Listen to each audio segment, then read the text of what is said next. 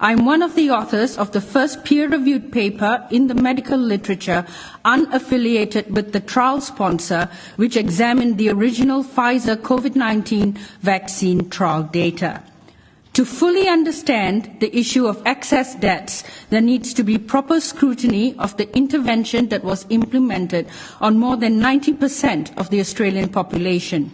That's COVID-19 vaccination. More than 50% of the Australian population took Pfizer's mRNA vaccine. At the pivotal point of Pfizer's vaccine approval in December 2020, there was a gross misrepresentation in what was presented publicly.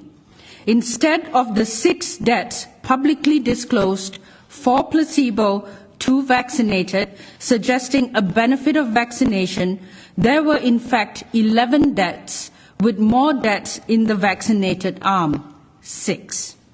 Senator Rennick. Thanks, Chair. Hi, guys. How are you going? Mr. Gould, we meet again. Okay. I just want to refer to your bio on the website. And it says that with your current role at Department of Health, you have access to some of the most important data sets in the country, including the increasingly in-demand Australian Immunisation Register. Now, what I find amazing about one of today's outcomes is that, throughout COVID, the Australian Bureau of Statistics Department of Health was able to give vaccination status to the state governments just like that, so they could lock us down, lock us out, lock us up. And yet here we are 3 years later, and you haven't been able to put vaccination status or attach vaccination status to deaths. Okay, so do you know why it's so difficult to do that if you could happily able to, you could go in any club across the country and be told you can't come in because you're not vaccinated, and yet you who have a PhD in, time series analysis can't get that, organise that to happen in a speedy way? Just before you answer, Dr. Gould, it's really important that you're referring to the department rather than individuals. Okay, the department. Senator Rennick? Yeah. Thank you for the question. A few points to go through there. Certainly, it was an absolute priority for us to provide our partners in the states and territories with the information that they needed to understand vaccination uptake. Generally, that was done on an aggregate basis. There was often disaggregated by certain geographies, but certainly not unit-level information. That was not something that was at least public. How were people locked out though if they didn't have the data on their little, what was it, COVID ID app? Sorry, Senator, are you referring to individual vaccination certificates? Yeah, those where you're on your phone and you have to scan or wave it to get into things. So that is a combination of the Australian Immunisation Register as at the point of vaccination for individuals, and then those records are saved with your Medicare. So it's administered by Services Australia. Okay, but you've just said on your bio, Department of Health, that Department of Health can access the immunisation register. So why can't you access the immunisation register when it comes to analysing excess deaths? Because that's very important as well, because we've had a jump of 10,000 in 2021 and a jump of 28,000 in 2022. So I would have thought that was pretty critical. Yes. So to that point, the Department of Health is the custodian of the Australian Immunisation Register, so we do have access to that information. We've heard from the ABS and AIHW today about important data integration work that they've done. Ms Jordan also alluded to the fact that we have, through the person-level integrated data asset, which is managed by the ABS, we have linked vaccination status with cause of death information, ABS cause of death information. We have... Sorry, just say that again. You haven't linked vaccination status to cause of death? That's correct, yes. Okay, so we can then analyse deaths by vaccination status. Is that correct? That is correct. Is that information publicly available? So there's a couple of things to take into account here. The research that I was alluding to before, which analysed the effectiveness of the vaccines in protecting against death for Australians over 65, used that data set, and that was obviously referenced in the paper as the key source of information.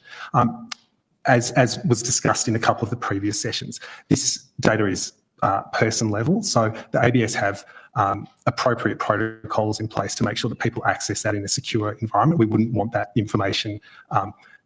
We need to protect people's privacy. So there are mechanisms which the ABS has in place so that people outside of government researchers can access this data and produce their own research. I believe. Can I access that? Sorry to interrupt. Can I access that? Can you take that on notice? Can I get access to that data, that's not for me to decide. That's for the ABS to decide.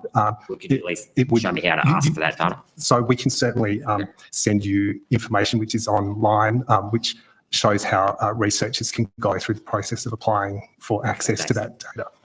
I want to follow up on a question that I didn't hear that you answered from Senator Rennick, and that built in turn on something I asked earlier in the second session. The Australian Bureau of Statistics revealed in estimates last week that it's possible to match ABS death data against COVID vaccine status to see what the respective death rates for vaccinated and unvaccinated Australians are. Have you done that analysis? I didn't hear you respond to Senator Rennick. So again, it's the same concept where I was talking about the time series analysis. We need to be really careful about producing. I will get to that. Producing raw death counts, mortality counts by vaccination status is of very limited value. Obviously, the counts we would expect to be higher for vaccinated Australians because the vast majority of Australians were vaccinated. So we needed an appropriate denominator. Sure. So that work needs to be done.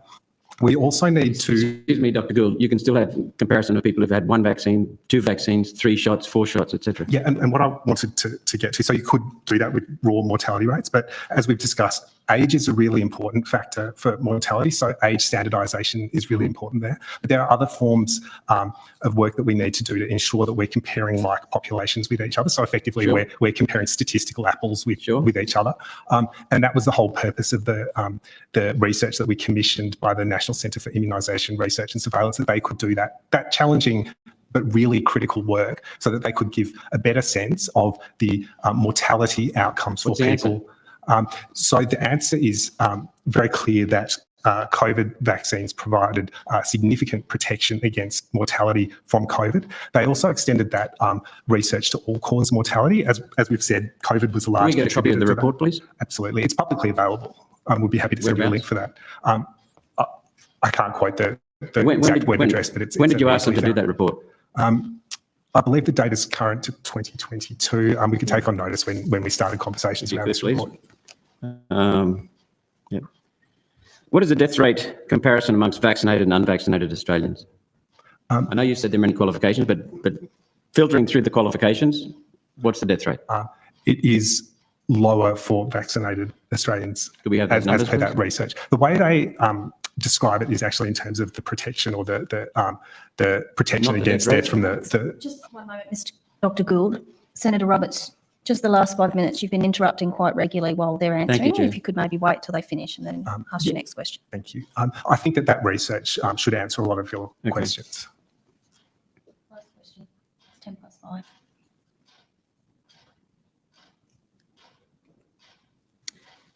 Has anyone ordered you not to analyse deaths, excess mortality, or to do so in a certain way to hide anything? Absolutely not. Okay. Thank you, Chair. Senator Babbitt.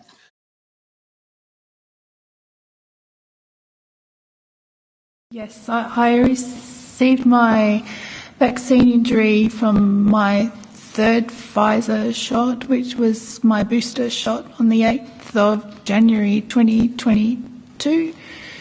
I started with pericarditis, but the inflammation was much further spread than just in my heart. It went through to my lungs and further to other parts of my body, including my brain.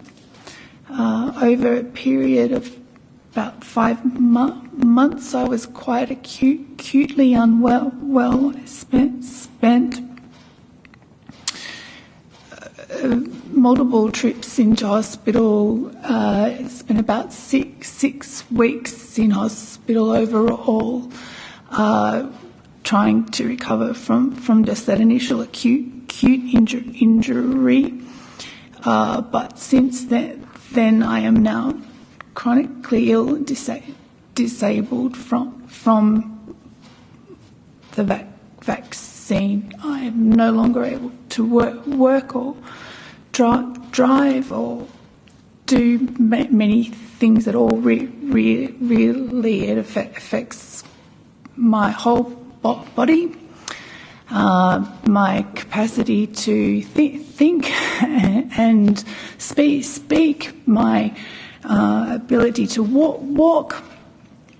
my regulatory system is completely disorganised. Yeah, so it has had a major catastrophic impact on myself and my family.